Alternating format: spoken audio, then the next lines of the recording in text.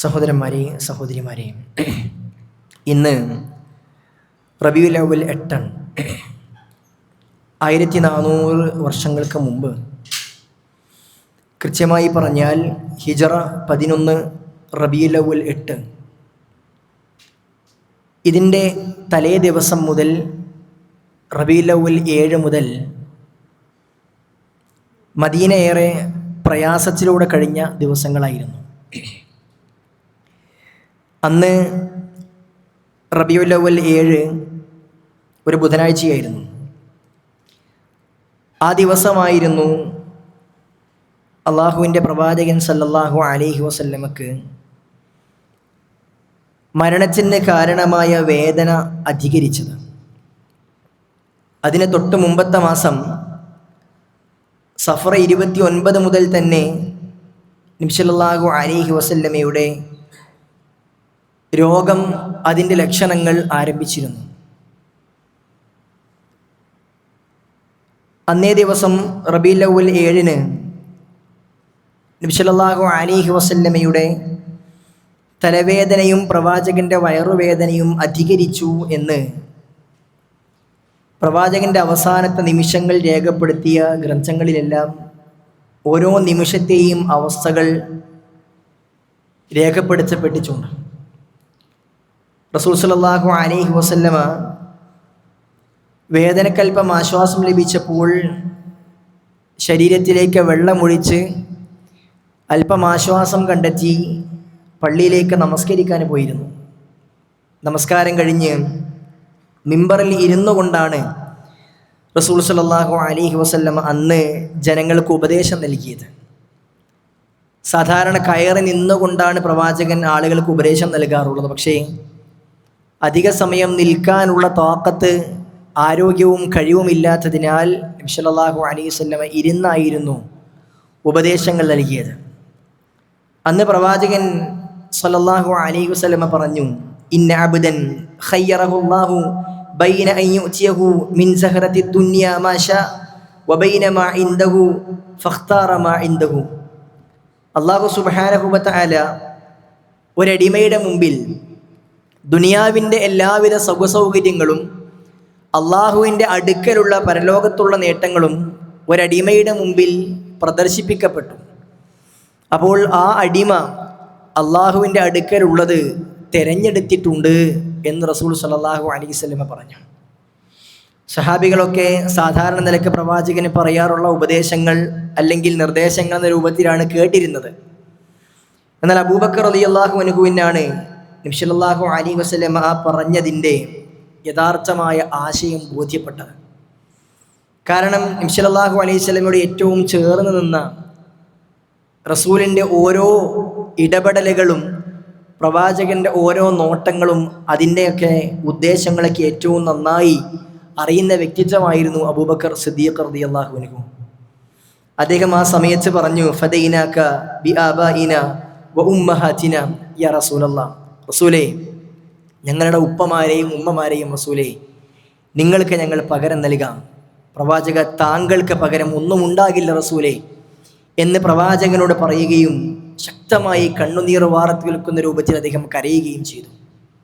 സഹാബികളൊക്കെ പറഞ്ഞു, ഉൻദുറു ഇലാ ഹാദ ശൈഖ് യുഖ്ബിറു റസൂലുള്ളാഹി സ്വല്ലല്ലാഹു അലൈഹി വസല്ലം അൻ അബ്ദിൻ ഖയ്യറഹുല്ലാഹു ബൈന യുഅതിയഹു മിൻ സഹറത്തി ദുനിയ വബൈന മാ ഇൻദഹു വഹുവ യഖൂൽ ഫദൈനാക ബിആബാഇന വ ഉമ്മഹാതിന.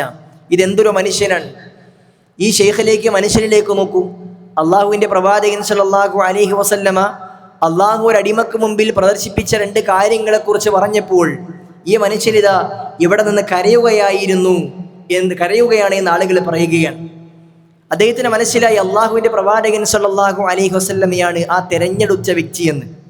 അഥവാ ദുനിയാവിൽ ജീവിക്കേണ്ടതുണ്ടോ, ദുനിയാവിൻ്റെ സൗകര്യങ്ങൾ ആവശ്യമുണ്ടോ, അതല്ല റബ്ബിലേക്ക് മടങ്ങുന്നോ എന്നതായിരുന്നു അള്ളാഹു ആ മനുഷ്യൻ്റെ മുമ്പിൽ വെച്ചതും ആ മനുഷ്യനാകുന്ന പ്രവാചകൻ സല്ലല്ലാഹു അലൈഹി വസല്ലമ തിരഞ്ഞെടുത്തതും എന്ന് അബൂബക്കർ സിദ്ദീഖ് റളിയല്ലാഹു അൻഹുവിനായിരുന്നു ഏറ്റവും നന്നായി മനസ്സിലായത്. കാരണം പ്രവാചകൻ്റെ അസുഖം അധികരിക്കുന്നു എന്ന് അദ്ദേഹത്തിന് ഏറ്റവും നന്നായി മനസ്സിലായി. അന്ന് പ്രവാചകൻ അവർക്ക് ചില ഉപദേശങ്ങളൊക്കെ കൊടുത്തു. ആ ദിവസം അങ്ങനെ കഴിഞ്ഞുപോയി. തൊട്ടടുത്ത ദിവസം റബീഉൽ അവ്വൽ 8, ഇന്നുള്ള അതേ ദിവസം അന്ന് വ്യാഴാഴ്ചയായിരുന്നു. പ്രവാചകൻ സല്ലല്ലാഹു അലൈഹി വസല്ലം അന്നും പള്ളിയിലേക്ക് വന്നു. ആളുകൾക്ക് മിമ്പറിൽ ഇരുന്നു കൊണ്ട് തന്നെ ചില ഉപദേശങ്ങൾ നൽകി. എത്രത്തോളം അസുഖം ബാധിച്ചിട്ടും മൂർച്ഛിച്ചിട്ടും റസൂൽ സല്ലല്ലാഹു അലൈഹി വസല്ലമ അന്ന് സുബഹിനും ളുഹറിനും അസറിനും മഗ്രിബിനും പ്രവാചകൻ പള്ളിയിൽ വന്ന് ജനങ്ങൾക്ക് ഇമാമ് നിന്നു. എന്നാൽ ഇശാഇന്റെ സമയമായപ്പോൾ റസൂൽ സല്ലല്ലാഹു അലൈഹി വസല്ലമക്ക് എഴുന്നേറ്റ് പള്ളിയിലേക്ക് പോകാൻ കഴിയാത്ത അവസ്ഥയുണ്ടായി. ഇന്ന് നമ്മളുള്ളതുപോലെ റബീഉൽ അവ്വൽ 8-നായിരുന്നു റസൂൽ സല്ലല്ലാഹു അലൈഹി വസല്ലമക്ക് പള്ളിയിലേക്ക് പോകാൻ കഴിയാത്ത വിധം അസുഖം മൂർച്ഛിച്ചത് എന്ന് പണ്ഡിതന്മാർ പഠിപ്പിക്കുന്നു. റസൂൽ സല്ലല്ലാഹു അലൈഹി വസല്ലമക്ക് പള്ളിയിലേക്ക് പോകാൻ കഴിഞ്ഞില്ല. പ്രവാചകൻ എഴുന്നേൽക്കാൻ നോക്കുന്ന സന്ദർഭത്തിൽ അള്ളാഹുവിൻ്റെ പ്രവാചകൻ സല്ലല്ലാഹു അലൈഹി വസല്ലമയുടെ ബോധം നഷ്ടപ്പെട്ടു. റസൂൽ സല്ലല്ലാഹു അലൈഹി വസല്ലമയുടെ മുഖത്ത് വെള്ളം കുടഞ്ഞ് സഹാബികൾ പ്രവാചകന്റെ ബോധത്തിൽ നിന്നും നഷ്ടപ്പെട്ടതിൽ നിന്നും പ്രവാചകനെ എഴുന്നേൽപ്പിച്ചു. അള്ളാഹുവിൻ്റെ പ്രവാചകൻ സല്ലല്ലാഹു അലൈഹി വസല്ലമ ബോധം തെളിഞ്ഞ ആ നിമിഷം തന്നെ ചോദിച്ചത് അസല്ലന്നാസ്, എൻ്റെ ജനങ്ങൾ നിസ്കരിച്ചോ എന്നാണ്. സഹാബികൾ പറഞ്ഞു, റസൂലെ ഇല്ല വഹും യന്തളിറൂനക്, അവർ താങ്കളെ കാത്തിരിക്കുകയാണ്, നിസ്കരിച്ചിട്ടില്ല എന്ന് പറഞ്ഞു. റസൂൽ സല്ലല്ലാഹു അലൈഹി വസല്ലമ തലയിലൂടെ വെള്ളം ഒഴിക്കാൻ പറഞ്ഞു. പ്രവാചകന്റെ ബോധം തെളിഞ്ഞു, അല്പം ആശ്വാസമുണ്ടായി. റസൂൽ എഴുന്നേൽക്കാൻ ശ്രമിച്ചു. 2 കൈയും നിലച്ചു കുത്തിയിട്ട് പ്രവാചകൻ എഴുന്നേച്ചിരിക്കാൻ ശ്രമിച്ചപ്പോൾ റസൂൽ സല്ലല്ലാഹു അലൈഹി വസല്ലമ വീണ്ടും ബോധരഹിതനായി താഴെ വീണു. സഹാബികൾ പിന്നെയും പ്രവാചകൻ എഴുന്നേൽപ്പിച്ചു. പ്രവാചകൻ വീണ്ടും എഴുന്നേൽക്കാൻ നോക്കി. അപ്പോഴും പ്രവാചകൻ സല്ലല്ലാഹു അലൈഹി വസല്ലമക്ക് ബോധം നഷ്ടപ്പെടുകയാണ്. പലതവണ ഇത് ആവർത്തിച്ചപ്പോൾ 3 വട്ടം കഴിഞ്ഞപ്പോൾ ഇനി സാധ്യമാകില്ല എന്ന് മനസ്സിലാക്കിയ റസൂൽ സല്ലല്ലാഹു അലൈഹി വസല്ലം അബൂബക്കർ റളിയല്ലാഹു അൻഹുവിനെ ഇമാമ് നിൽക്കാൻ വേണ്ടി ആവശ്യപ്പെട്ടു. അബൂബക്കർ റളിയല്ലാഹു അൻഹു ഇശാ നമസ്കാരത്തിന് ഏറെ നിർബന്ധത്തിന് വഴങ്ങിയിട്ട് അവസാനം അദ്ദേഹം ഇശാ നമസ്കാരത്തിന് ജമാഅത്തിന് നേതൃത്വം വഹിച്ചു. പിറ്റേന്ന് തൊട്ട് മുമ്പത്തെ ദിവസം 2 ദിവസത്തിന് മുമ്പ് റബീഉൽ അവ്വൽ 9 അന്ന് ശനിയാഴ്ച വെള്ളിയുടെ പിറ്റേ ദിവസം റസൂൽ സല്ലല്ലാഹു അലൈഹി വസല്ലമ തീരെ എഴുന്നേൽക്കാൻ കഴിയാത്ത അവസ്ഥയിലേക്കായി തീർന്നു. പ്രവാചകൻ സല്ലല്ലാഹു അലൈഹി വസല്ലമ തീരെ എഴുന്നേൽക്കാൻ കഴിയാത്ത അവസ്ഥയിലായി. സുബഹിന്റെ പള്ളിയിലേക്ക് പോയിട്ടില്ല. പിന്നീട് ളുഹറായപ്പോൾ അല്പം ആശ്വാസം കിട്ടി. പ്രവാചകൻ തന്നെ ഒന്ന് കുളിപ്പിക്കാൻ ഒരു ചെമ്പിലേക്ക് പ്രവാചകനെ കയറ്റിയിരുത്തിയിട്ട് അതിലേക്ക് പ്രവാചകനെ തലക്ക് മുകളിലേക്ക് വെള്ളം കോരി ഒഴിക്കാനും പറഞ്ഞ് അല്പം ആശ്വാസം കിട്ടിയപ്പോൾ 2 സ്വഹാബികളുടെ തോളിൽ കൈയിട്ടുകൊണ്ട് അള്ളാഹുവിൻ്റെ പ്രവാചകൻ സല്ലല്ലാഹു അലൈഹി വസല്ലം പള്ളിയിലേക്ക് പോവുകയുണ്ടായി. കാല് ഓരോന്നും നിലത്തേക്ക് എടുത്തു വെക്കാൻ കഴിയാത്ത റസൂൽ സല്ലല്ലാഹു അലൈഹി വസല്ലം കാല് ഏച്ചു വലിച്ചായിരുന്നു പള്ളിയിലേക്ക് പോയത് എന്ന് ഹദീസിന്റെ ഗ്രന്ഥങ്ങളിൽ കാണാം. പ്രവാചകനെ അങ്ങനെ ആളുകൾ കൊണ്ടുപോയി റസൂൽ അവിടെ നമസ്കരിച്ചു. അവിടെയും പ്രവാചകൻ നിസ്കരിക്കുകയാണ്. പിന്നീട് തൊട്ട് തലേ ദിവസം റബീഉൽ അവ്വൽ 11 പ്രവാചകൻ സല്ലല്ലാഹു അലൈഹി വസല്ലമയുടെ വഫാത്തിന്റെ തൊട്ട് തലേ ദിവസം അള്ളാഹുവിൻ്റെ പ്രവാചകൻ സല്ലല്ലാഹു അലൈഹി വസല്ലമ അന്ന് അല്പം ആശ്വാസം ഉണ്ടാവുകയും പ്രവാചകൻ ചില പ്രവർത്തനങ്ങൾ ചെയ്യുകയും ചെയ്തു. അള്ളാഹുവിൻ്റെ പ്രവാചകന്റെ കയ്യിൽ റസൂലിൻ്റെ ഉടമസ്ഥതയിൽ ചില അടിമകൾ ഉണ്ടായിരുന്നു. അവരെ പ്രവാചകൻ മോചിപ്പിച്ചു. റസൂലിൻ്റെ കയ്യിൽ ആകെ ഉണ്ടായിരുന്ന 7 ദീനാർ അള്ളാഹുവിൻ്റെ പ്രവാചകൻ സല്ലല്ലാഹു അലൈഹി വസല്ലം സ്വതക്ക ചെയ്ത് പാവങ്ങൾക്ക് കൊടുത്തു. പിന്നീടൊന്നും വീട്ടിലില്ലാതിരുന്ന സന്ദർഭത്തിൽ വൈകുന്നേര സമയമായപ്പോൾ അള്ളാഹുവിൻ്റെ പ്രവാചകന്റെ ഭാര്യ നമ്മുടെ ഉമ്മ ആയിഷ റളിയല്ലാഹു അൻഹ വീട്ടിൽ കച്ചിക്കാൻ വിളക്കിലേക്ക് എണ്ണ അയൽവാസിയുടെ വീട്ടിൽ പോയി കടം വാങ്ങുകയുണ്ടായി. റസൂൽ തൻ്റെ വാള് മുസ്ലിമീങ്ങൾക്ക് ഹദിയായിക്കൊണ്ട് സ്വതക്കയായിക്കൊണ്ട് കൊടുക്കുകയുണ്ടായി. ഇങ്ങനെ ചില പ്രവർത്തനങ്ങളൊക്കെ പ്രവാചകൻ സല്ലല്ലാഹു അലൈഹി വസല്ലമ അന്നേ ദിവസം ചെയ്തു. കുറച്ച് ആശ്വാസ പ്രവാചകനെ കണ്ടതായി സഹാബികൾക്ക് ബോധ്യപ്പെടുകയാണ്. അന്നേ ദിവസം രാവിലെ സുബഹിന്റെ സമയമായപ്പോൾ അല്പം കൂടി പ്രവാചകൻ സല്ലല്ലാഹു അലൈഹി വസല്ലമയുടെ മുഖത്ത് സന്തോഷം സഹാബികൾ കാണുകയുണ്ടായി. റസൂൽ നേരത്തെ അബൂബക്കർ റളിയല്ലാഹു അൻഹുവിനെ ഇമാമായി നിർത്തി നമസ്കാരം ആരംഭിച്ചു. അദ്ദേഹം ഓരോ നമസ്കാരത്തിനും നേതൃത്വം കൊടുത്തുകൊണ്ടേയിരിക്കുന്നു. സുബഹിന്റെ സമയമായപ്പോൾ പ്രവാചകന്റെ വീട്ടിന്റെ വിരിപ്പ് മാറ്റി റസൂൽ സല്ലല്ലാഹു അലൈഹി വസല്ലം അബൂബക്കറിന്റെ നേതൃത്വത്തിൽ സഹാബികൾ നമസ്കരിക്കുന്നത് കൺകുളിർക്കെ കാണുകയുണ്ടായി. പ്രവാചകന്റെ മുഖത്തെ സന്തോഷം കണ്ടപ്പോൾ സഹാബികൾക്കൊക്കെ വലിയ സന്തോഷമായി. അവർ നമസ്കരിക്കുന്നതിന് നേരെ ഇടതുവശത്തായിരുന്നു പ്രവാചകന്റെ വീട്. മിമ്പറിനോട് അതേപോലെ തന്നെ പ്രവാചകന്റെ മിഹ്റാബിനോട് ഏറ്റവും അടുത്ത രീതിയിലായിരുന്നു പ്രവാചകന്റെ വീട്. അതുകൊണ്ട് തന്നെ സഹാബികൾക്ക് ഒരുപക്ഷെ അവരെ പ്രവാചകനെ കാണാമായിരുന്നു. റസൂലിന്റെ സന്തോഷം കണ്ടപ്പോൾ അവരുടെ നമസ്കാരമാകെ കുഴപ്പച്ചിലായി പോകുമെന്ന് അവർക്ക് പേടിയായി. അവരുടെ നമസ്കാരത്തിലെ കാട്ടിക്കൂട്ടലുകൾ കണ്ടപ്പോൾ റസൂൽ സല്ലല്ലാഹു അലൈഹി വസല്ലമ വിരിപ്പ് നീക്കി അവരുടെ നമസ്കാരം തുടരാനും വേണ്ടി പ്രവാചകന് പ്രയാസമില്ലാതിരിക്കുവാൻ വിരിപ്പ് നീക്കിക്കൊണ്ട് പ്രവാചകൻ അങ്ങനെ അവിടെ കിടക്കുകയുണ്ടായി. അന്നേ ദിവസം സഹാബികൾക്ക് നമസ്കാരം കഴിഞ്ഞപ്പോൾ പ്രവാചകനെ കണ്ടു. റസൂലിൻ്റെ ആശ്വാസം കണ്ടപ്പോൾ അവർക്ക് വലിയ സന്തോഷമായി. അത്രയും ദിവസം പള്ളിയിലും പ്രവാചകന്റെ വീട്ടിലും പ്രവാചകനെ ചുറ്റുമായി കൊണ്ട് കൂടി നിന്നിരുന്ന റസൂലിനെ ഏറെ ഇഷ്ടമുള്ള സഹാബികൾ പ്രവാചകന്റെ സന്തോഷം കണ്ടപ്പോൾ അവരുടെ ജോലിക്ക് വേണ്ടി അവർ പിരിയാൻ തുടങ്ങി. പല ആളുകളും ആ സമയത്ത് പ്രവാചകന്റെ ആ സന്തോഷം കണ്ട്, മുഖത്തെ ആശ്വാസം കണ്ട് അവരൊക്കെ അവരുടെ ജോലി ആവശ്യങ്ങൾക്ക് പല ആളുകളും പോവുകയുണ്ടായി.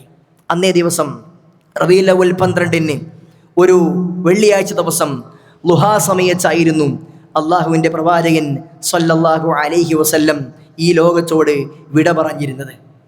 റസൂൽ സ്വല്ലല്ലാഹു അലൈഹി വസല്ലമയുടെ വഫാത്തിൻ്റെ സമയത്തെ ഹദീസിൻ്റെ ഗ്രന്ഥങ്ങളിൽ കൃത്യമായി സഹാബികൾ നമുക്ക് വിവരിച്ച് നൽകിയിട്ടുണ്ട്. ഓരോ സന്ദർഭത്തിലും എന്തെല്ലാം നടന്നിട്ടുണ്ട് എന്ന് പ്രവാചകൻ സല്ലല്ലാഹു അലൈഹി വസല്ലമിന്റെ അവസ്ഥയെക്കുറിച്ച് സഹാബികളെല്ലാം കൃത്യമായി പഠിപ്പിച്ചിട്ടുണ്ട്.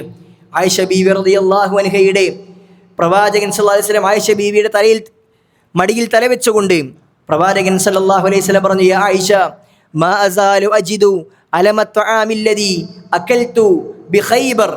ഖൈബർ ദിവസത്തിൽ എനിക്ക് ലഭിച്ചിരുന്ന ആ ജൂതപ്പെണ്ണ് എനിക്ക് നൽകിയിരുന്ന വിഷം പുരട്ടിയ മാംസത്തിൻ്റെ ആ വിഷത്തിൻ്റെ പ്രയാസം ആയിഷ ഞാനിപ്പോൾ അനുഭവിക്കുന്നുണ്ട് എന്നാണ്. പ്രവാചകനെ കൊല്ലാനും വേണ്ടി ശ്രമിച്ചിരുന്നു ഖൈബറിൻ്റെ അന്ന് ഒരു ജൂത സ്ത്രീ. റസൂൽ ഏറ്റവും ഇഷ്ടമുള്ള ആടിൻ്റെ കരളിൽ വിഷം പുരട്ടിയിട്ട് പ്രവാചകനെ കൊന്നുകളയാൻ ഖൈബറിൽ ഒരു ജൂത സ്ത്രീ ശ്രമിച്ചിരുന്നു. അന്നത്തെ ആ വിഷത്തിൻ്റെ വേദന ഞാനിപ്പോൾ അനുഭവിക്കുന്നുവെന്ന് പ്രവാചകൻ സല്ലല്ലാഹു അലൈഹി വസല്ലം അവിടെ പറയുകയുണ്ടായി. റസൂലിൻ്റെ വേദന കണ്ടപ്പോൾ ആയിഷ ബീവി ഫാത്തിമ റളിയല്ലാഹു അൻഹ പറഞ്ഞു, വാ കർബാ അബാ, എൻ്റെ ഉപ്പാക്ക് എന്തൊരു വേദനയാണ്. കരഞ്ഞുകൊണ്ട് പ്രവാചകൻ്റെ തൻ്റെ പിതാവിൻ്റെ വേദനയെ സഹിക്കവയ്യാതെ ഫാത്തിമ റളിയല്ലാഹു അൻഹു ശബ്ദമുണ്ടാക്കിയപ്പോൾ അള്ളാഹുവിൻ്റെ പ്രവാചകൻ സല്ലല്ലാഹു അലൈഹി വസല്ലം തൻ്റെ മകളോട് പറഞ്ഞത്, ലൈസ അലാ അബീകി കർബുൻ ബഅദൽ യൗം. മോളെ, ഇന്നേ ദിവസത്തിന് ശേഷം നിന്റെ ഉപ്പാക്ക് ഇനി ഒരു വേദന ഉണ്ടാവില്ല എന്ന് തൻ്റെ മകളോട് പ്രവാചകൻ സല്ലല്ലാഹു അലൈഹി വസല്ലം പറയുകയുണ്ടായി. അഥവാ അള്ളാഹുവിൻ്റെ പ്രവാചകൻ സല്ലല്ലാഹു അലൈഹി വസല്ലം ഈ ലോകത്തോട് വിട പറയാനിരിക്കുകയാണ് എന്നുള്ള സൂചന അള്ളാഹുവിൻ്റെ പ്രവാചകൻ സല്ലല്ലാഹു അലൈഹി വസല്ലം സഹാബികൾക്കാകെ കൊടുക്കുകയാണ്. ആകാശത്തെ കൈകൾ ഉയർത്തിക്കൊണ്ട് ലാ ഇലാഹ ഇല്ലല്ലാഹ് ഇന്ന ലിൽ മൗതി സക്കറാത്ത്. അള്ളാഹുവിൻ്റെ പ്രവാചകൻ സല്ലല്ലാഹു അലൈഹി വസല്ലമ ആകാശത്തേക്ക് ഒരു കൈ ഉയർത്തിക്കൊണ്ട് പറഞ്ഞു, ലാ ഇലാഹ ഇല്ലല്ലാഹ്, ആരാധനക്കർഹനായി അള്ളാഹു അല്ലാതെ മറ്റാരുമില്ല. ഇന്ന ലിൽ മൗതി സക്കറാത്ത്, നിശ്ചയമായും മരണത്തിന് വേദനയുണ്ട് എന്ന് പറയുന്നു. സഹാബികൾ പറയുകയാണ്, പിന്നെ റസൂൽ സല്ലല്ലാഹു അലൈഹി വസല്ലമ കൈതാറ്റിയ ശേഷം ഉന്നതനായ കൂട്ടുകാരനിലേക്ക് എന്ന് പ്രവാചകൻ സല്ലല്ലാഹു അലൈഹി വസല്ലമ പറയുകയും ആ ഫിർ റഫീഖിൽ അഅല എന്ന് ആവർത്തിച്ചു കൊണ്ടിരിക്കെ അള്ളാഹുവിൻ്റെ പ്രവാചകൻ സല്ലല്ലാഹു അലൈഹി വസല്ലമ ഈ ലോകത്തോട് വിട പറയുകയും ചെയ്തുവെന്ന് സഹാബികൾ നമുക്ക് പഠിപ്പിച്ചു നൽകുകയാണ്. സഹോദരന്മാരെ, മദീനയുടെ അന്നത്തെ അവസ്ഥയെക്കുറിച്ച് റസൂലിൻ്റെ കൂടെ പ്രവാചകൻ്റെ കൂടെ എപ്പോഴും ചേർന്ന് നിന്നിരുന്ന മഹാനായ അനസ് ബിൻ മാലിക് റളിയല്ലാഹു അൻഹു പറയുന്നുണ്ട്, ഷഹിദ്തുഹു യൗമ ദഖലൽ മദീന. അള്ളാഹുവിൻ്റെ പ്രവാചകൻ സല്ലല്ലാഹു അലൈഹി വസല്ലം മദീനയിലേക്ക് പ്രവേശിച്ച, മക്കയിൽ നിന്ന് ഹിജ്റ വന്ന മദീനയിലേക്ക് പ്രവേശിച്ച ദിവസത്തെ ഞാൻ റസൂലിൻ്റെ കൂടെ ഉണ്ടായിരുന്നു. അന്ന് ഞാൻ പ്രവാചകനിൽ സാക്ഷിയായിരുന്നു. فما رأيت يوما قط كان أحسن ولا أضبع من يوم دخل علينا فيه رسول الله صلى الله عليه وسلم. അള്ളാഹുവിൻ്റെ പ്രവാചകൻ സല്ലല്ലാഹു അലൈഹി വസല്ലമ മദീനയിലേക്ക് പ്രവേശിച്ച ആ ദിവസത്തേക്കാൾ, അതിനേക്കാൾ സന്തോഷമുള്ള, അതിനേക്കാൾ പ്രകാശപൂരിതമായ, അതിനേക്കാൾ മനോഹരമായ ഒരു ദിവസവും അതിൻ്റെ മുമ്പോ അതിൻ്റെ ശേഷമോ മദീനയിൽ ഞാൻ കണ്ടിട്ടില്ല. വശഹിത്തുഹു യൗമ മൗതിഹി.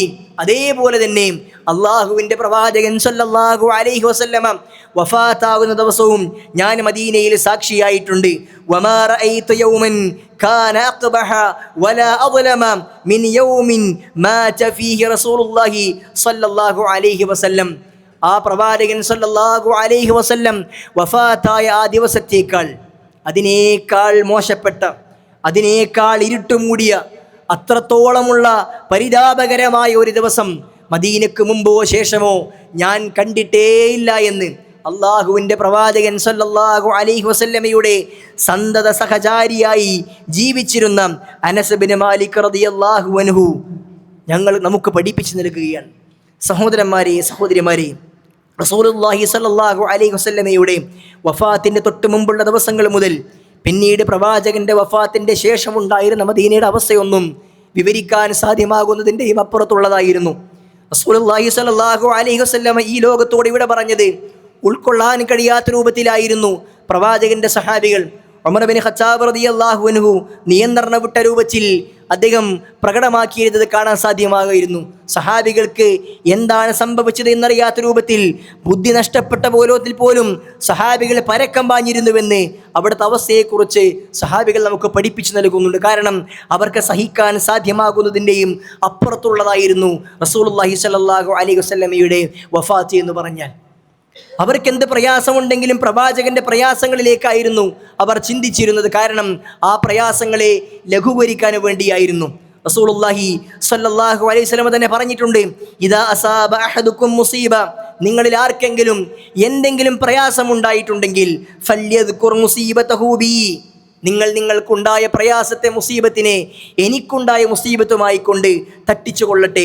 ഫഇന്നക മിൻ അഅ്ളമിൽ മസായിബ്, കാരണം എനിക്കുണ്ടായ, റസൂൽ സല്ലല്ലാഹു അലൈഹി വസല്ലമക്കുണ്ടായ ആ പ്രവാചകൻ അനുഭവിച്ച പ്രയാസമാണ് ഏറ്റവും വലിയ പ്രയാസം. കാരണം ഒരു വ്യക്തി, ഒരു വിശ്വാസി തൻ്റെ സ്വന്തം ജീവനേക്കാൾ, തൻ്റെ സ്വന്തം ശരീരത്തേക്കാൾ ഏറ്റവും ഇഷ്ടപ്പെടേണ്ടത് റസൂൽ സല്ലല്ലാഹു അലൈഹി വസല്ലമയാണ്.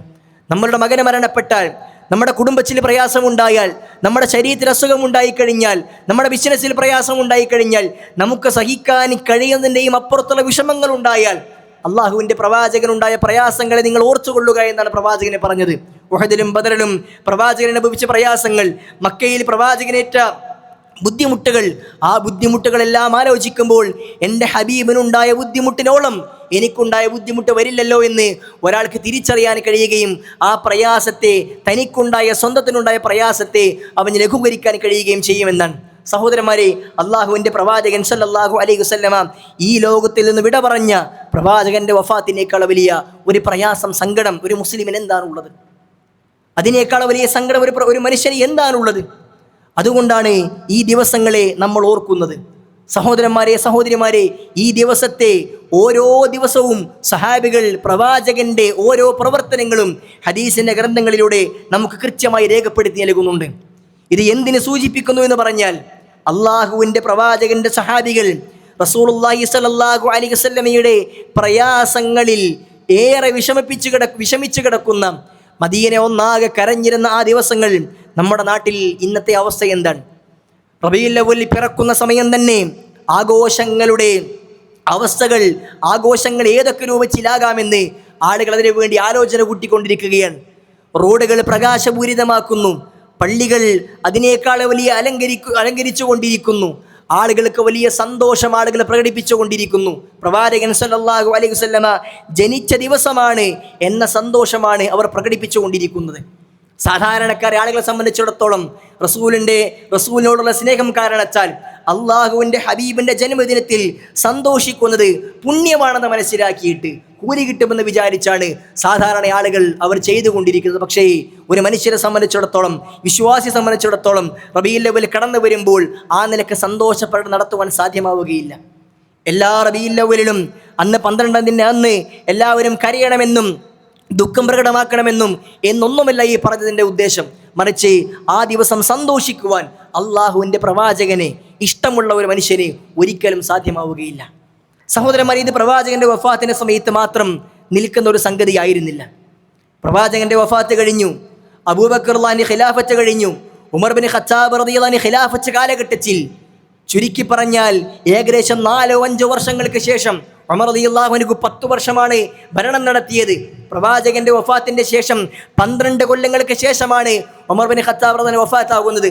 ആ ഭരണകാലഘട്ടത്തിലാണ് മുസ്ലിമീങ്ങൾക്ക് അവലംബിക്കാൻ മാത്രമുള്ള ഒരു കലണ്ടർ കൃത്യമായി രേഖപ്പെടുത്തിയെടുക്കുന്നത്. ഹിജ്രി കലണ്ടർ രൂപപ്പെടുത്തുന്നത് ഉമർ ബിൻ ഖത്താബ് റളിയല്ലാഹു അൻഹുവിന്റെ കാലഘട്ടത്തിലാണ്. അന്നേ ദിവസം ഒരു സംഘം ആളുകളെ കലണ്ടർ തീരുമാനിക്കാൻ വേണ്ടി ഉമർ റളിയല്ലാഹു അൻഹു ഏർപ്പെടുത്തുകയുണ്ടായി. ആ ആളുകൾ വ്യത്യസ്തങ്ങളായ ചർച്ചകൾ, കലണ്ടറുമായി ബന്ധപ്പെട്ട് അതിൻ്റെ ദിവസങ്ങളും മാസങ്ങളും തുടക്കവും ഒക്കെ ബന്ധപ്പെട്ടുകൊണ്ട് വ്യത്യസ്ത ചർച്ചകൾ നടന്നത് പിന്നെ ഇബ്നു കസീർ തൻ്റെ അൽ ബിദായത്ത് വ നിഹായയിൽ രേഖപ്പെടുത്തുന്നുണ്ട്. സമാനമായി പണ്ഡിതന്മാർ പല ഗ്രന്ഥങ്ങളും ഈ കാര്യം രേഖപ്പെടുത്തുന്നുണ്ട്. ആളുകൾ ചർച്ചക്കൊടുവിൽ ഹിജറയെ അവലംബമാക്കിക്കൊണ്ട് കലണ്ടർ വർഷം ആരംഭിക്കാമെന്ന് തീരുമാനിക്കുകയുണ്ടായി. റസൂൽ സല്ലല്ലാഹു അലൈഹി വസല്ലമയുടെ 53-ാമത്തെ വയസ്സിലാണ് ജനങ്ങൾ മക്കയിൽ നിന്ന് മദീനത്തേക്ക് ഹിജറ പോയിക്കൊണ്ടിരിക്കുന്നത്. പിന്നെ ഏത് മാസം കൊണ്ട് ആരംഭിക്കണമെന്ന ചർച്ച അവർക്കിടയിൽ വല്ലാതെ നടന്നിരുന്നുവെന്ന് ചരിത്രകാരന്മാർ രേഖപ്പെടുത്തുന്നു. ആളുകൾ പറഞ്ഞിരുന്നത് ഹിജറയാണ് നമ്മൾ കണക്കാക്കുന്നതെങ്കിൽ അള്ളാഹുവിൻ്റെ പ്രവാചകൻ സല്ലല്ലാഹു അലൈഹി വസല്ലമ മക്കയിൽ നിന്ന് മദീനയിലേക്ക് ഹിജറ പോയത് റബീഉൽ അവ്വൽ മാസത്തിലാണ്. അതുകൊണ്ട് വർഷത്തിൻ്റെ തുടക്കം നമുക്ക് റബീഉൽ അവ്വൽ മുതൽ ആരംഭിക്കാം എന്ന് അവർ തീരുമാനിക്കുകയുണ്ടായി. പക്ഷേ അത് പറഞ്ഞപ്പോൾ തന്നെ മറ്റുള്ള ആളുകൾ അതിനെ എതിർത്തത് ഇല്ല, റബീഉൽ അവ്വൽ കൊണ്ട് നിങ്ങൾ ആരംഭിക്കേണ്ടതില്ല. കാരണം ആ റബീഉൽ അവ്വൽ പ്രവാചകൻ സല്ലല്ലാഹു അലൈഹി വസല്ലമ മദീനയിലേക്ക് ഹിജറ പോയതിനേക്കാൾ അപ്പുറത്ത് നമ്മുടെ മനസ്സിലേക്ക് ഓടി വരുന്നത് അള്ളാഹുവിൻ്റെ പ്രവാചകൻ വഫാത്തായ ആ ദിവസത്തെയാണ്. റസൂൽ ഈ ലോകത്തോട് വിട പറഞ്ഞ മാസമാണ് റബീഉൽ അവ്വൽ മാസം. അതുകൊണ്ട് ആ മാസം കൊണ്ട് ആരംഭിക്കേണ്ടതില്ല എന്ന് പറയുകയും ആ അഭിപ്രായത്തെ ഐക്യകണ്ഠേന ആളുകൾ അംഗീകരിക്കുകയും പിന്നീട് റസൂലുള്ളാഹി സ്വല്ലല്ലാഹു അലൈഹി വസല്ലമ ഹിജറക്ക് വേണ്ടി ഒരുക്കം തുടങ്ങിയിരുന്ന സഹാബികൾ ഹിജറ പോയി തുടങ്ങിയിരുന്ന മുഹറം മാസത്തെ തിരഞ്ഞെടുക്കുകയും ചെയ്തുവെന്ന് നമുക്ക് ചരിത്ര ഗ്രന്ഥങ്ങളിൽ കാണുവാൻ സാധ്യമാകും. ആലോചിച്ച് നോക്കൂ സഹോദരന്മാരെ, റബീഉൽ അവ്വൽ മാസത്തെ ഓർക്കുമ്പോൾ തന്നെ അവരുടെ മനസ്സിലേക്ക് കടന്നു വരുന്നത് പ്രവാചകന്റെ വഫാത്തായിരുന്നു. റസൂലിനെ സ്നേഹമുള്ള ആളുകൾ ഈ രൂപത്തിൽ പ്രവാചകന്റെ വഫാത്തിനെ ഉൾക്കൊള്ളാൻ കഴിയാതിരുന്ന മാസമായിരുന്നു റബീഉൽ അവ്വൽ മാസം. പിന്നെ എങ്ങനെയാണ് മുസ്ലിമെ ഈ ദിവസത്തിൽ നിനക്ക് ആഘോഷിക്കാൻ സാധ്യമാകുന്നത്? ഒരു വിശ്വാസിക്ക് എങ്ങനെയാണ് ഈ ദിവസം കൊടിതോരണങ്ങൾ തൂക്കാൻ സാധ്യമാകുന്നത്? ഒരു വിശ്വാസിക്ക് എങ്ങനെയാണ് ഈ ദിവസത്തിൽ മധുരപലഹാരങ്ങൾ വിതരണം ചെയ്യുവാൻ സാധ്യമാകുന്നത്? പ്രവാചകനോടുള്ള സ്നേഹപ്രകടനമാണ് അവരുടെ ഉദ്ദേശമെങ്കിൽ അതൊരിക്കലും റബീഉൽ അവ്വൽ മാസത്തിൽ മാത്രം ഉണ്ടായിത്തീരേണ്ടതല്ല. മറിച്ച് പ്രവാചകരോടുള്ള സ്നേഹം എല്ലാ ദിവസവും നേരം പുലർന്നത് മുതൽ പിരിപ്പിലേക്ക് കിടന്നുറങ്ങും വരെ അവൻ്റെ സന്തോഷവും അവൻ്റെ പ്രവാചകനോടുള്ള ഇഷ്ടവും പ്രകടമാക്കിക്കൊണ്ടേയിരിക്കേണ്ടതുണ്ട്.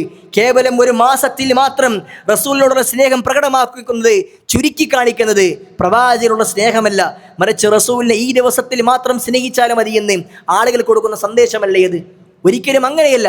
ഒരു വിശ്വാസിയെ സംബന്ധിച്ചിടത്തോളം അള്ളാഹുവിൻ്റെ പ്രവാചകന്റെ ജന്മദിനം ആഘോഷിക്കുവാൻ അവൻ്റെ വകുപ്പിൻ്റെ കാരണം എന്താണ്? റസൂലിനെ സ്നേഹിക്കുന്നുവെങ്കിൽ ആ സ്നേഹം പ്രകടമാക്കേണ്ടത് അള്ളാഹുവിൻ്റെ പ്രവാചകൻ സ്വല്ലല്ലാഹു അലൈഹി വസല്ലമ ജീവിച്ച് കാണിച്ചു തന്ന മാതൃകകൾ ജീവിതത്തിൽ ഉൾക്കൊണ്ടുകൊണ്ടായിരിക്കണമെന്നാണ്. മഹാനായ മുആദ് ഇബ്നു ജബൽ റളിയല്ലാഹു അൻഹുവിനെ അള്ളാഹുവിൻ്റെ പ്രവാചകൻ സ്വല്ലല്ലാഹു അലൈഹി വസല്ലമ യമനിലേക്ക് ദഅവത്തിനായി പറഞ്ഞയക്കുന്നുണ്ട്. ദഅവത്തിന് വേണ്ടി പറഞ്ഞയക്കുമ്പോൾ അദ്ദേഹത്തെ ഒട്ടകപ്പുറത്തിരിച്ച് ഒട്ടകത്തിൻ്റെ കടിഞ്ഞാണ് പിടിച്ച് താഴേക്ക് ചുടുമണ്ണിലൂടെ നടന്നുകൊണ്ട് അള്ളാഹുവിൻ്റെ പ്രവാചകൻ സല്ലല്ലാഹു അലൈഹി വസല്ലമ ആ സ്വഹാബിക്ക് ചില ഉപദേശങ്ങൾ കൊടുക്കുകയുണ്ടായിട്ടുണ്ട്. ആ ഉപദേശങ്ങളുടെ കൂട്ടത്തിൽ തനിക്കേറെ ഇഷ്ടപ്പെട്ട മുആദ് ഇബ്നു ജബൽ റളിയല്ലാഹു അൻഹുവിനോട് റസൂലുള്ളാഹി സ്വല്ലല്ലാഹു അലൈഹി വസല്ലം പറഞ്ഞു, മുആദേ, നീ നിന്റെ ദൗത്യം പൂർത്തിയാക്കിയതിന് ശേഷം മദീനയിലേക്ക് തിരിച്ചു വരുമ്പോൾ എൻ്റെ ഖബറിൻ്റെ അടുക്കൽ കൂടിയായിരിക്കും നീ നടന്നു പോവുക, നിനക്കെന്നെ ഇനി കാണാൻ സാധ്യമാവുകയില്ല. മുആദ് ഇബ്നു ജബൽ റളിയല്ലാഹു അൻഹു സങ്കടം സഹിക്കവയ്യാതെ കരയുകയായിരുന്നു. കരച്ചിൽ നിർത്താൻ സാധ്യമായിട്ടില്ല. പക്ഷേ പ്രവാചകൻ സല്ലല്ലാഹു അലൈഹി വസല്ലമയുടെ കൂടെ കഴിയാനുള്ള ആ സൗകര്യങ്ങളെയും അവസ്ഥകളെയും ഒഴിവാക്കിയിട്ട് അദ്ദേഹം പ്രവാചകന്റെ ഉപദേശം സ്വീകരിച്ച് യമനിലേക്ക് പോയത് റസൂലിനോടുള്ള സ്നേഹം കൊണ്ടായിരുന്നു. അള്ളാഹുവിൻ്റെ പ്രവാചകനോട് സ്നേഹം പ്രകടമാക്കേണ്ടത് റസൂലിൻ്റെ കൂടെ കഴിഞ്ഞുകൊണ്ട് മാത്രമല്ല, പ്രവാചകൻ പറഞ്ഞ കാര്യങ്ങൾ ജീവിതത്തിൽ പ്രാവർത്തികമാക്കിയിട്ടാണ്. അള്ളാഹുവിൻ്റെ പ്രവാചകനോടുള്ള ഇഷ്ടം പ്രകടമാക്കേണ്ടത് തിരിച്ചറിവായിരുന്നു. റസൂലിൻ്റെ കൂടെ എനിക്ക് കഴിയാൻ കഴിയില്ല, അള്ളാഹുവിൻ്റെ പ്രവാചകന്റെ പിന്നിൽ നിന്ന് എനിക്ക് നമസ്കരിക്കാൻ കഴിയില്ല, മദീന പള്ളിയിൽ ലഭിക്കുന്ന 1000 നമസ്കാരങ്ങളുടെ കൂലി എനിക്ക് ലഭിക്കുകയില്ല, റസൂലിൻ്റെ പള്ളിയിൽ റൗദത്തും മിൻ റിയാദിൽ ജന്നയിൽ സ്വർഗത്തിൻ്റെ ഭൂമിയിലുള്ള ഇടങ്ങളിൽ എനിക്ക് നമസ്കരിക്കാൻ സാധ്യമാവുകയില്ല, പ്രവാചകന്റെ സാമീപ്യം എനിക്ക് നഷ്ടപ്പെടും എന്നെല്ലാം തിരിച്ചറിഞ്ഞിട്ടും ആ വ്യക്തി, ആ സഹാബി യമനിലേക്ക് പോയത് റസൂലിനുള്ള സ്നേഹം കൊണ്ടായിരുന്നു. സഹോദരന്മാരെ, ആലോചിക്ക്. പ്രവാചകൻ സല്ലല്ലാഹു അലൈഹി വസല്ലം പഠിപ്പിച്ച മാതൃകകൾ ജീവിതത്തിൽ ഉൾപ്പെടുത്തലാണ്, അതനുസരിച്ച് കൊണ്ട് ജീവിക്കലാണ് ഒരു വിശ്വാസിയുടെ പ്രവാചക സ്നേഹം. ആ പ്രവാചകൻ സല്ലല്ലാഹു അലൈഹി വസല്ലം ജീവിതത്തിൽ ഒരിക്കൽ പോലും കാണിച്ചു നൽകിയിട്ടില്ലാത്ത ജന്മദിനം എന്നത് റസൂലിനോടുള്ള ഇഷ്ടപ്രകടനമല്ല, അത് പ്രവാചകനെ ധിക്കരിക്കലാണ്.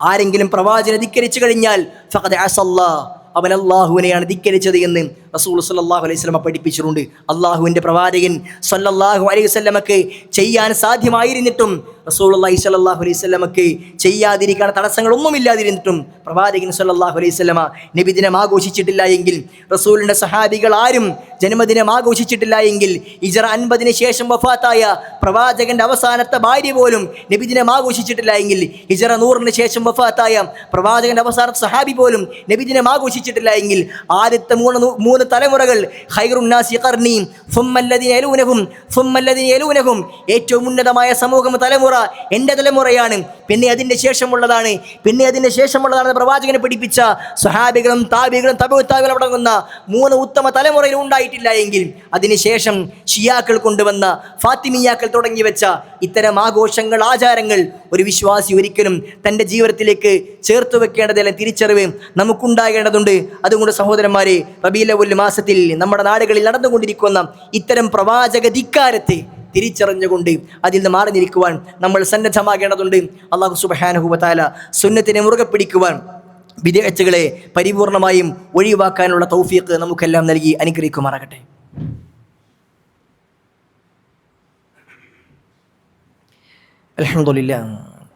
അൽഹംദുലില്ലാഹി റബ്ബിൽ ആലമീൻ. അല്ലാഹുമ്മ സല്ലി വസല്ലിം വബാരിക് അലാ മുഹമ്മദിൻ വഅലാ ആലി മുഹമ്മദ്. അല്ലാഹു സുബ്ഹാനഹു വ തആലയെ സൂക്ഷിച്ചും ശ്രദ്ധിച്ചും ജീവിക്കണമെന്ന് ഒരിക്കൽ കൂടി ഓരോരുത്തരെയും ഉണർത്തുകയാണ്, ഉപദേശിക്കുകയാണ്. സഹോദരന്മാരെ, സഹോദരിമാരെ, റസൂലുള്ളാഹി സ്വല്ലല്ലാഹു അലൈഹി വസല്ലമയുടെ സുന്നത്തിനെ മുറുകെ പിടിക്കലും പ്രവാചകൻ്റെ ചര്യ ജീവിതത്തിൽ കൊണ്ടുവരലുമാണ് പ്രവാചക സ്നേഹമെന്നാണ് നമ്മൾ ചുരുക്കി പറഞ്ഞത്. ആ പ്രവാചകനോട് സ്നേഹമുണ്ടെങ്കിൽ റസൂൽ സ്വല്ലല്ലാഹു അലൈഹി വസല്ലം ജീവിതത്തിൽ ചെയ്ത കാര്യങ്ങൾ പരമാവധി ജീവിതത്തിലേക്ക് കൊണ്ടുവരികയും പ്രവാചകൻ ചെയ്യാൻ പാടില്ല എന്ന് പറഞ്ഞ കാര്യങ്ങൾ പരിപൂർണമായും ഒഴിവാക്കുകയും ചെയ്യേണ്ടതുണ്ട് എന്നാണ് നമ്മൾ മനസ്സിലാക്കേണ്ടത്. നമ്മുടെ നാട്ടിലെ ആളുകളെ സംബന്ധിച്ചിടത്തോളം ഇന്ന് റസൂലിൻ്റെ സുന്നത്തുകളെ സ്വീകരിക്കുന്ന വിഷയത്തിൽ വല്ലാത്ത ഒരു മടി ആളുകൾക്കുണ്ടാകുന്നു. സമൂഹത്തിൻ്റെ സ്പന്ദനങ്ങൾക്ക് പിന്നാലെ പോയിക്കൊണ്ട് സൊസൈറ്റിയുടെ കൂടെ ചേർന്ന് പലതും ചെയ്യാനുള്ള ത്വര, അത് പ്രവാചകൻ്റെ ഹദീസിന് വിരുദ്ധമാണെങ്കിൽ, അത് ഇസ്ലാമിന് വിരുദ്ധമാണെങ്കിൽ, ആ ഇസ്ലാമിൻ്റെ ആശയത്തെ കളിയാക്കാൻ പോലും മുതിർന്നുകൊണ്ടാണ് ചില ആളുകൾ മുന്നോട്ട് വരുന്നത്. സഹോദരന്മാരെ, റബീഉൽ അവ്വൽ 12 പ്രവാചകൻ സല്ലല്ലാഹു അലൈഹി വസല്ലം ജനിച്ചു എന്ന് പറയപ്പെടുന്ന ദിവസം ഒരു പ്രത്യേക ആഘോഷം, ഒരു പ്രത്യേക സന്തോഷ പ്രകടനം വിശ്വാസി നടത്താൻ പാടില്ല എന്ന് പറയുന്നത് പ്രവാചകൻ ചെയ്ത് കാണിക്കാത്തത് കൊണ്ടാണ്. റസൂലിൻ്റെ ജന്മദിനം പോലും ഒരു വിശ്വാസിക്ക് ആഘോഷിക്കാൻ പാടില്ല, അത് പ്രവാചകൻ്റെ ചര്യയ്ക്ക് വിരുദ്ധമാണ് എങ്കിൽ, ഇസ്ലാമിലില്ലാത്ത ഇതര വിശ്വാസികളുടെ ആഘോഷങ്ങളിൽ എങ്ങനെയാണ് ഒരു മുസ്ലിമിന് പങ്കാളിയാകാൻ സാധ്യമാവുക? പ്രവാചകൻ സല്ലല്ലാഹു അലൈഹി വസല്ലം ആ കാര്യം വിശ്വാസികൾക്ക് വലിയ രൂപത്തിൽ താക്കീത് നൽകിയിട്ടുണ്ട്. പ്രവാചകനെ പറഞ്ഞു, മൻ തശബ്ബഹ ബിഖൗമിൻ ഫഹുവ മിൻഹും. നിങ്ങൾ ആരെങ്കിലും ഒരു സമുദായത്തോട്, ഒരു സമൂഹത്തോട് സദൃശ്യപ്പെട്ട് കഴിഞ്ഞാൽ നിങ്ങൾ അവരിൽപ്പെട്ടവരായി ചേരും. മുസ്ലിമിനൊരു ഐഡന്റിറ്റി ഉണ്ട്, മുസ്ലിമിനൊരു പ്രത്യേകതയുണ്ട്. അതെന്താണ്? അവൻ്റെ ജീവിതം എങ്ങനെയായിരിക്കണമെന്ന് കൃത്യമായി വരച്ചു കാണിക്കുന്ന ഒരു രീതിശാസ്ത്രം അവൻ്റെ മുമ്പിലേക്ക് വിട്ടേച്ചുകൊണ്ടാണ് പ്രവാചകന് പോയത്. അത് കിതാബുള്ള, അള്ളാഹുവിൻ്റെ കിതാബാണ്. വസുന്നതി, പിന്നെ എൻ്റെ ചര്യയാണ് എന്ന് പ്രവാചകൻ സല്ലല്ലാഹു അലൈഹി വസല്ലം പഠിപ്പിച്ചിട്ടുണ്ട്. ഖുർആനും ഹദീസും അനുസരിച്ചായിരിക്കണം വിശ്വാസി പ്രവർത്തിക്കേണ്ടത്. ആ വിശ്വാസിക്ക് 2 ആഘോഷം മാത്രമേ ഉള്ളൂവെന്ന് റസൂൽ സല്ലല്ലാഹു അലൈഹി വസല്ലം പഠിപ്പിച്ചിട്ടുണ്ട്. അതൊന്ന് ഈദുൽ ഫിത്തറും മറ്റൊന്ന് ഈദുൽ അദ്ഹയുമാണ്. അതിനപ്പുറത്തൊരു ആഘോഷം ഒരു മുസ്ലിമിന് ഉണ്ടാകുവാൻ, വിശ്വാസിക്ക് ഉണ്ടാകുവാൻ പാടില്ല. വിശ്വാസത്തിൻ്റെ പേരിൽ, മതാഘോഷം എന്ന പേരിൽ ഒരു വിശ്വാസിയെ സംബന്ധിച്ചിടത്തോളം ഒന്നിലും അവൻ ഉൾപ്പെടുവാൻ വേണ്ടി പാടില്ല എന്ന് പ്രവാചകനെ പഠിപ്പിച്ചിട്ടുണ്ട്. എന്നാൽ ഇന്നത്തെ നമ്മുടെ സമൂഹത്തിൻ്റെ അവസ്ഥ എന്താണ്? അതൊന്നും വലിയ വിഷയമാകുന്നില്ല. മറ്റുള്ള ആഘോഷങ്ങളിൽ ആ ജനവിഭാഗത്തേക്കാൾ, ആ മതവിഭാഗത്തേക്കാൾ കൂടുതൽ അതിനെ ഏറ്റെടുക്കുന്നത്, അതിനുവേണ്ടി തുള്ളിച്ചാടുന്നത്, അതിനെ ചുക്കാന് പിടിക്കുന്നതൊക്കെ വിശ്വാസികളായി തീർന്നിരിക്കുകയാണ്. സ്കൂളുകളിലും കോളേജുകളിലും അതേപോലെ തന്നെ ജോലി സ്ഥലത്തുമെല്ലാം ഇത്തരം കാര്യങ്ങളിൽ ഉൾപ്പെടുന്നതിനും അതിൻ്റെ കൂടെ ചേരുന്നതിനും ഒരു മടിയുമില്ലാത്തവരായി മുസ്ലിമീങ്ങൾ മാറിക്കൊണ്ടിരിക്കുകയാണ്. സഹോദരന്മാരെ, വളരെ ഗൗരവത്തിൽ ഈ കാര്യം നമ്മൾ സൂക്ഷിക്കേണ്ടതുണ്ട്. നമ്മുടെ രാജ്യം ഒരു മതേതര രാജ്യമാണ്, വ്യത്യസ്ത മതവിഭാഗങ്ങൾ ജീവിക്കുന്ന രാജ്യമാണ്. അതുകൊണ്ട് തന്നെ ഓരോ മതവിഭാഗത്തിനും അവരുടെ ആഘോഷങ്ങൾ അത് ഏറ്റവും നന്നായിക്കൊണ്ട് ആഘോഷിക്കാനും ആചരിക്കാനുമുള്ള സ്വാതന്ത്ര്യവും അവകാശവും വകവെച്ച് നൽകുന്ന ഒരു രാജ്യമാണ് നമ്മുടെ രാജ്യം. അതുകൊണ്ട് ഹൈന്ദവർ അവരുടെ ഓണവും വിഷുവുമെല്ലാം ആഘോഷിക്കട്ടെ, ക്രൈസ്തവർ അവരുടെ ക്രിസ്മസ് ആഘോഷിക്കട്ടെ, മുസ്ലിമീങ്ങൾ അവരുടെ പെരുന്നാൾ ആഘോഷിക്കട്ടെ. ഇതിനെയൊന്നും ആരും ഒരിക്കലും തടസ്സം നിൽക്കുന്നില്ല. ഈ രാജ്യത്തിന് നിയമം അനുസരിച്ചുകൊണ്ട് ഒരാളെ മുന്നിൽ തടസ്സം നിൽക്കാനും പാടില്ല. ഓരോരുത്തരും അവരുടെ ആഘോഷങ്ങൾ അവർ ആഘോഷിച്ചുകൊണ്ട് അതിലാരും തടസ്സം നിൽക്കുന്നില്ല. പക്ഷേ സഹോദര്യത്തിൻ്റെ പേര് പറഞ്ഞുകൊണ്ട് മറ്റു ആഘോഷങ്ങളിലേക്ക് കൂടിച്ചേർന്ന് കൊടുക്കേണ്ട ഒരു ദുരവസ്ഥ ഒരിക്കലും ഒരു മുസ്ലിമിനുണ്ടാകുവാനും പാടില്ല. ആ ആഘോഷങ്ങളെ എതിർക്കണമെന്നും ആ ആഘോഷം നടത്തുന്നവരെ ഇല്ലാതാക്കണമെന്നും എന്നൊന്നുമല്ല പറയുന്നത്. മറിച്ച് നമ്മളെ സംബന്ധിച്ച് നമുക്ക് ആഘോഷിക്കുവാൻ ഒരു ആഘോഷ ദിനങ്ങൾ ഇസ്ലാം നൽകിയിട്ടുണ്ട്. അതിനപ്പുറത്ത് ജന്മദിന പ്രവാചകന്റെ നബിദിനം പോലെ നമ്മൾ ആഘോഷിക്കുന്നില്ല എങ്കിൽ എങ്ങനെയാണ് മറ്റു ആഘോഷങ്ങൾ ഒരു വിശ്വാസിക്ക് ഉൾപ്പെടാൻ കഴിയുന്നത്? അതുകൊണ്ട് സഹോദരന്മാരെ, പ്രവാചകനോട് ഇഷ്ടമുണ്ടെങ്കിൽ, ഇസ്ലാം ദീനിനോട് സ്നേഹമുണ്ടെങ്കിൽ നമ്മൾ അത്തരം ആഘോഷങ്ങളിൽ നിന്നും മാറി നിൽക്കേണ്ടതുണ്ട്. ആഘോഷങ്ങളിൽ നിന്ന് മാറി നിൽക്കുക എന്നത് വിശ്വാസിയുടെ വിശ്വാസത്തിൻ്റെ ഐഡൻറ്റിറ്റി പ്രകടനമാക്കലാണ്. അതിന് നമ്മെ ആരും കുറ്റപ്പെടുത്താൻ പോകുന്നില്ല. ഞാൻ ഈ ആഘോഷത്തിൽ, നീ ആഘോഷിച്ചോളൂ, ഞാൻ ആഘോഷത്തിലില്ല എന്ന് ഒരു മതവിശ്വാസിയോട് പറഞ്ഞാൽ നീ ഒരു വല്ലാത്ത തീവ്രവാദിയാണ് എന്ന് പറയുന്ന അവസ്ഥയൊന്നും നമ്മുടെ നാട്ടിലില്ല. അതിനെ എതിർക്കുമ്പോൾ, അതിനെ ചെയ്യണ്ട എന്ന് പറയുമ്പോൾ, അത്തരം ആഘോഷങ്ങൾ നടത്താനുള്ള സൗകര്യങ്ങൾ നിഷേധിക്കുമ്പോഴൊക്കെയാണ് നമ്മളൊരു തീവ്രവാദിയും അല്ലെങ്കിൽ മറ്റുള്ള രൂപത്തിലേക്ക് ചിത്രീകരിക്കപ്പെടുകയുള്ളൂ. എൻ്റെ വിശ്വാസത്തിന് ചേരാത്തതായതുകൊണ്ട് ഞാൻ ഇതിനില്ല എന്ന് നമ്മൾ പറയുന്നത് കൊണ്ട് സഹോദരന്മാർ ഇവിടെ ഒന്നും സംഭവിക്കാതിരിക്കുന്നത്. പക്ഷേ അത് പറയാൻ ഇന്ന് വിശ്വാസികൾക്ക് മടിയും ഭയവുമായി തീർന്നിരിക്കുന്നു. അതിനെ നമ്മൾ ഗൗരവത്തിൽ ചികിത്സിക്കേണ്ടതുണ്ട്. വിശ്വാസിയെ സംബന്ധിച്ചിടത്തോളം റസൂലിനോട് സ്നേഹമുണ്ടെങ്കിൽ അത്തരം ആഘോഷങ്ങളിൽ നമ്മൾ ഒരിക്കലും ഉൾപ്പെടാൻ പാടില്ല. അതുകൊണ്ട് സഹോദരന്മാരെ, ഇതര മതവിശ്വാസങ്ങൾ അവരുടെ ആഘോഷങ്ങൾ വരുമ്പോൾ അത് അവർ ആഘോഷിച്ചു കൊള്ളട്ടെ. നമ്മൾ അവരുടെ കൂട്ടത്തിൽ ആഘോഷിക്കുവാനും ഭക്ഷണം കഴിക്കുവാനും തുള്ളിച്ചാടാനും അതിന് നേതൃസ്ഥാനം നിൽക്കാനും ഒന്നും നമ്മൾ നിൽക്കേണ്ടതില്ല. ഇത് വിശ്വാസത്തിൻ്റെ സംരക്ഷണമാണ്, ഒരു മുസ്ലിമിൻ്റെ ഐഡൻറ്റിറ്റി പ്രകടനമാക്കലാണ്. ഒരിക്കലും അത് അവരോടുള്ള വിദ്വേഷമല്ല. അവർ ഏറ്റവും ഭംഗിയിൽ, അവർക്കിഷ്ടമുള്ള രൂപത്തിൽ അവർക്ക് ഈ രാജ്യം നൽകുന്ന എല്ലാവിധ സ്വാതന്ത്ര്യവും അവകാശങ്ങളും സൗകര്യവും ഉപയോഗിച്ചുകൊണ്ട് അവർ ഏറ്റവും മനോഹരമായി കൊണ്ട് ആഘോഷിക്കട്ടെ. ഒരാളും തങ്ങളുടെ വിശ്വാസം മറ്റു വിശ്വാസികളുടെ മേൽ അടിച്ചേൽപ്പിക്കേണ്ടതില്ല. അതിന് ഈ ഭരണകൂടം അംഗീകരിക്കുന്നുമില്ല, സ്വാതന്ത്ര്യം നൽകുന്നുമില്ല. അതുകൊണ്ട് ഒരാളും മറ്റുള്ള വിശ്വാസത്തെ മേൽ അടിച്ചേൽപ്പിക്കാതെ സ്വന്തം അവരവൻ്റെ വിശ്വാസങ്ങൾ കാത്തു സൂക്ഷിച്ചുകൊണ്ട് അവരുടെ ആഘോഷങ്ങൾ കൊണ്ടാടുന്ന അവസ്ഥാവിശേഷമായിരിക്കണം നമ്മുടെ നാട്ടിൽ ഉണ്ടാകേണ്ടത്. അതുകൊണ്ട് സഹോദരന്മാരെയും, വിശ്വാസിയെ സംബന്ധിച്ചിടത്തോളം, മുസ്ലിമിനെ സംബന്ധിച്ചിടത്തോളം അത്തരം ആഘോഷങ്ങളിൽ പങ്കാളികളാകാൻ പാടില്ല എന്നുള്ളത് അവൻ്റെ വിശ്വാസത്തിൻ്റെ ഭാഗമാണെന്ന് മനസ്സിലാക്കി അതിൽ നമ്മൾ സ്വമേധയാ മാറി നിന്ന് ആഘോഷിക്കുന്നവർക്ക് ആഘോഷിക്കാനുള്ള സ്വാതന്ത്ര്യം വകവെച്ചുകൊണ്ട് നമ്മുടെ വിശ്വാസത്തെ സംരക്ഷിച്ചുകൊണ്ട് മാറിയിരിക്കുവാൻ നമ്മൾ പരിശ്രമിക്കേണ്ടതുണ്ട് എന്ന് സാന്ദർഭികങ്ങൾ ഉറപ്പെടുത്തുകയാണ്. അല്ലാഹു സുബ്ഹാനഹു വ തആല കാര്യങ്ങളെ കൃത്യമായി കൊണ്ട് പഠിക്കാനും അതനുസരിച്ച് പ്രവർത്തിക്കാനുമുള്ള തൗഫീഖ് നമ്മൾക്കെല്ലാം നൽകി അനുഗ്രഹിക്കുമാറാകട്ടെ. സുഹൃത്തുക്കളെ, കുടുംബത്തിൽ നബിദിനാഘോഷം വരുമ്പോൾ അതിൽ നിന്ന് മാറി നിൽക്കുമ്പോൾ, ഓണാഘോഷവും മറ്റാഘോഷങ്ങളും നാട്ടിലും ജോലി സ്ഥലത്തും ഉണ്ടാകുമ്പോൾ അതിൽ മാറി നിൽക്കുമ്പോൾ ചിലപ്പോൾ ചില കുറ്റപ്പെടുത്തലുകളും ചില കളിയാക്കലുകളും ചില കുത്തുവാക്കുകളും ഒക്കെ നമ്മൾക്ക് കേൾക്കേണ്ടി വന്നേക്കാം. അത്തരം കുത്തുവാക്കുകളും കളിയാക്കലും ഉണ്ടാകുമ്പോൾ എനിക്കിതൊന്നും കേൾക്കാൻ കഴിയില്ല, അതുകൊണ്ട് ഞാനും അതിൻ്റെ കൂടെ കൂടുന്നു എന്നല്ല ഒരു വിശ്വാസി ചിന്തിക്കേണ്ടത്. മറിച്ച് ആ കുത്തുവാക്കുകൾ, ആ കളിയാക്കലുകൾ, അതിനെ ചെറുക്കൽ, അത് ജിഹാദാണ്. നമ്മളെ സംബന്ധിച്ചിടത്തോളം വാളെടുത്തുകൊണ്ട് സ്വന്തം ശരീരം പിന്നെ വെച്ചുകൊണ്ട് യുദ്ധഭൂമിയിലേക്ക് ഇറങ്ങേണ്ട അവസ്ഥയൊന്നും നമുക്കില്ല. ഇസ്ലാമിൻ്റെ സംരക്ഷണത്തിന് വേണ്ടിയിട്ട് യുദ്ധഭൂമിയിൽ ഇറങ്ങിയിട്ട് സ്വന്തം ശരീരം നഷ്ടപ്പെടുത്തേണ്ട, കൊടുക്കേണ്ട അവസ്ഥയൊന്നും സഹാബികൾക്ക് ഉണ്ടായതുപോലെ നമുക്കില്ല. വിശ്വാസ സംരക്ഷണത്തിൻ്റെ പേരിൽ പിന്നെ ഒരുപാട് സ്വന്തം ജീവൻ തന്നെ തൃണവൽക്കരിക്കേണ്ട അവസ്ഥയൊന്നും നമുക്കുണ്ടാകുന്നില്ല. മറിച്ച് നമ്മൾക്കൊക്കെ റബ്ബിന് മുമ്പിലേക്ക് പോയാൽ ജിഹാദ് എന്ന് പറയാൻ വേണ്ടി ഉണ്ടാകുന്നത് ഈ കുത്തുവാക്ക് കേട്ടതും ഈ കളിയാക്കലുകൾ കേട്ടതും അതിനുണ്ടായ മനോവിഷമങ്ങളും മാനസിക പ്രയാസങ്ങളും മാത്രമായിരിക്കാം. അതുപോലും നമുക്ക് സഹിക്കാൻ കഴിയുന്നില്ല എങ്കിൽ എങ്ങനെയാണ് സഹോദരന്മാരെ അള്ളാഹുവിൻ്റെ പ്രവാചകനും സഹാബികളും കടന്നുപോയ സ്വർഗത്തിലേക്ക് നമുക്ക് പ്രവേശിക്കാൻ കഴിയുക എന്നുകൂടി നമ്മൾ ആലോചിക്കേണ്ടതുണ്ട്. അതുകൊണ്ട് അതൊക്കെ ഒരു ജിഹാദാണെന്ന് മനസ്സിലാക്കി, ധർമ്മസമരമാണെന്ന് മനസ്സിലാക്കി വിശ്വാസം സംരക്ഷിക്കാൻ വേണ്ടി നമ്മളെപ്പോഴും പരിശ്രമിക്കണം. അള്ളാഹു സുബ്ഹാനഹു വ തആല അതിന് നമുക്കേവർക്കും നല്ല തൗഫീഖ് നൽകി അനുഗ്രഹിക്കുമാറാകട്ടെ.